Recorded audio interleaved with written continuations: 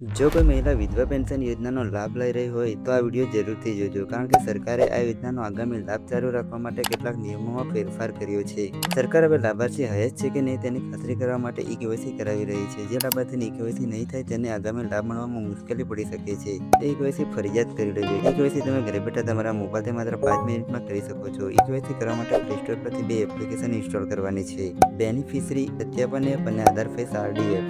તો એમાંથી સૌથી પહેલાં બેનિફિશરી સત્યાપન એપ ખોલવાની છે. એપ ખોલશો એટલે સૌથી પહેલાં તો ભાષા સિલેક્ટ કરવાની આવશે. તો તમને ગમે એ ભાષા સિલેક્ટ કરી ઓકે પર ક્લિક કરો. ત્યાર પછી પ્રોસીડ ફોર ડિવાઇસ રજિસ્ટ્રેશન પર ક્લિક કરો. ત્યારબાદ તમારી સામે આ પ્રકારની સ્ક્રીન આવશે, જેમાં સૌથી પહેલાં આ જગ્યાએ લાભાર્થીનો આધાર કાર્ડ નંબર નાખવાનો છે. ત્યારબાદ નીચે મોબાઈલ નંબર નાખવાનો છે અને ઈમેલ નાખવો હોય તો નાખી શકો છો, ફરજિયાત નથી. ત્યારબાદ રજિસ્ટર બટન પર ક્લિક કરવાનું છે.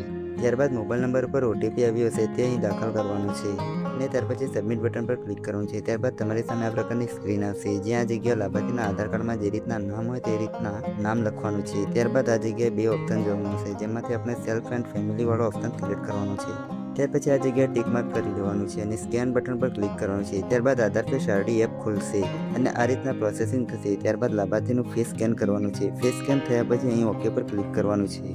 ત્યારબાદ તમારી સામે આ પ્રકારની સ્ક્રીન આવશે, જેમાં ગુજરાતના નકશા પર ક્લિક કરવાનું છે. ત્યારબાદ તમને જે પેન્શન સહાય યોજનાનો લાભ મળે છે એ યોજનાનું નામ દેખાશે. તો તમારે યોજના પર ક્લિક કરવાનું છે. ત્યારબાદ એમાં તમને 2 ઓપ્શન જોવા મળશે. તો આમાં તમારે પહેલા ઓપ્શન પર ક્લિક કરવાનું છે. તો આમાં તમારે સૌથી પહેલાં લાભાર્થીના આધાર કાર્ડનો નંબર નાખવાનો છે. ત્યારબાદ નીચે મોબાઈલ નંબર નાખવાનો છે. ત્યાર પછી અહીંયા ટીક માર્ક કરી લેવાનું છે અને સબમિટ બટન પર ક્લિક કરવાનું છે. ત્યાર પછી ફરી મોબાઈલ નંબર પર ઓટીપી આવ્યો છે તે ઓટીપી નાખવાનો છે અને ત્યાર પછી સબમિટ બટન પર ક્લિક કરવાનું છે. ત્યાર પછી આ પ્રકારનું સ્ટેપ આવશે. હવે મિત્રો આના આગળના સ્ટેપમાં ફરી ફેસ સ્કેન કરવાનું છે. તો આમાં આ જગ્યાએ ટીક માર્ક કરી દેવાનું છે અને ત્યાર પછી સ્કેન બટન પર ક્લિક કરવાનું છે. ત્યાર પછી ફરીવાર આધાર ફેસ આરડી એપ ખુલશે અને જેમાં તમારે લાભાર્થીનો ચહેરો સ્કેન કરી લેવાનો છે.